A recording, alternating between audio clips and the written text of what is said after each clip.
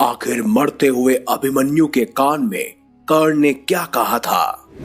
आखिर 16 साल के अभिमन्यु ने बड़े बड़े महारथियों को कितनी बार हराया? आप देख रहे हैं मिस्टीरियस हिंदू। तो चलिए अब करते हैं ज्ञान की बात। वीडियो में आगे बढ़ने से पहले हमारे चैनल को सब्सक्राइब अवश्य करें और बेल आइकन जरूर दबाएं। जब जब महाभारत की बात की जाती है, अभिमन्यु का नाम महान योद्धाओं में अवश्य लिया जाता है। जिस उम्र में आज के युवाओं को ज्ञान नहीं होता, उस उम्र में अभिमन्यु ने महाभारत के अनेकों महारथियों के छक्के छुड़ा दिए थे। लेकिन अंत में भारी पराक्रम दिखाने के बावजूद अभिमन्यु वीर गति को प्राप्त हो गए।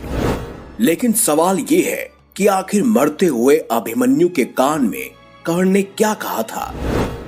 यह पल था महाभारत के 13वें दिन का। कौरवों के सेनापति द्रोणाचार्य ने चक्रव्यूह की रचना की। चक्रव्यूह इतना शक्तिशाली होता है कि जो योद्धा एक बार इसमें फंस जाए उसका निकलना लगभग नामुमकिन था। कौरवों की ओर से सबने मिलकर एक षड्यंत्र बनाया कि वो अर्जुन को इस चक्रव्यूह में फंसाकर चारों तरफ से हमला करेंगे और अगर अर्जुन मारे जाएंगे तो पांडव अपने आप ही युद्ध हार जाएंगे। लेकिन उस चक्रव्यूह में अर्जुन नहीं फंसे, बल्कि खुद उस चक्रव्यूह को भेदने पहुंचे अभिमन्यु। भगवान महादेव से मिले खास वरदान के तौर पर जयद्रथ ने चारों पांडवों को चक्रव्यूह के बाहर ही रोक दिया और उस चक्रव्यूह में प्रवेश किया अभिमन्यु ने। जैसा कि हम सब जानते हैं कि अभिमन्यु ने सुभद्रा के गर्भ में ही चक्रव्यूह के अंदर प्रवेश करना सीख लिया था और उन्होंने इसी का फायदा उठाया। वो चक्रव्यूह में प्रवेश कर गए। उन्होंने न सिर्फ गुरु द्रोणाचार्य बल्कि कृतवर्मा, कृपाचार्य, कर्ण, दुर्योधन सभी को परास्त कर दिया था। चक्रव्यूह में घुसते ही उन्होंने हाहाकार मचा दिया। उन्होंने द्रोणाचार्य के धनुष को काट दिया। देखते ही देखते कर्ण के ऊपर 8, कृतवर्मा के ऊपर 5 और शकुनी को 22 बार बाण मारे। यहाँ तक कि दुर्योधन, दुशासन और कृपाचार्य ने जब अभिमन्यु को देखा तो उनकी हिम्मत नहीं हुई कि वो अभिमन्यु का सामना कर सके। इसी बीच दुर्योधन के पुत्र लक्ष्मण और अभिमन्यु का भी युद्ध हुआ, जहां अभिमन्यु ने एक ही तीर से लक्ष्मण के सिर को धड़ से अलग कर दिया। देखते ही देखते दुर्योधन बहुत क्रोधित हो उठा और उसने कर्ण से गुजारिश की कि सूर्यास्त होने से पहले ही इस बालक को हमें मिलकर मारना होगा। अभिमन्यु ही अकेला एक ऐसा योद्धा था जिसने 8 से भी ज्यादा योद्धाओं को एक साथ परास्त किया था। जब द्रोणाचार्य को भी इसके बारे में एहसास हुआ तब उन्होंने कर्ण से ये कहा कि इस बालक के धनुष को हमें छुड़ाना होगा। अगर इस बालक के हाथ में धनुष रहा तो सूर्यास्त होने से पहले ही पूरी कौरव सेना का नाश हो जाएगा।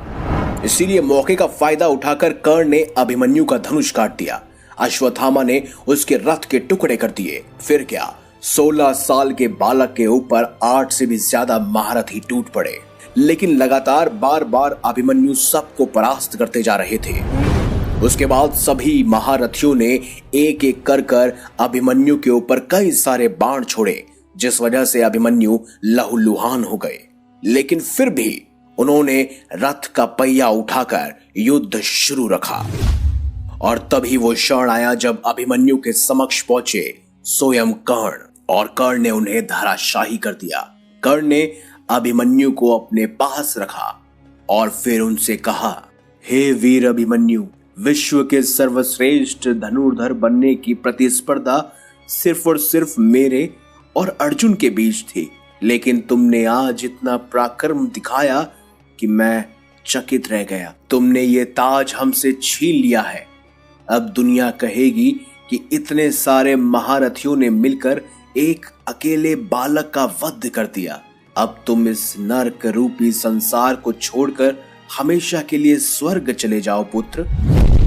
यही वो कुछ शब्द थे जो स्वयं कर्ण ने अभिमन्यु के कान में कहे थे और उसके बाद कर्ण ने अभिमन्यु का वध कर दिया।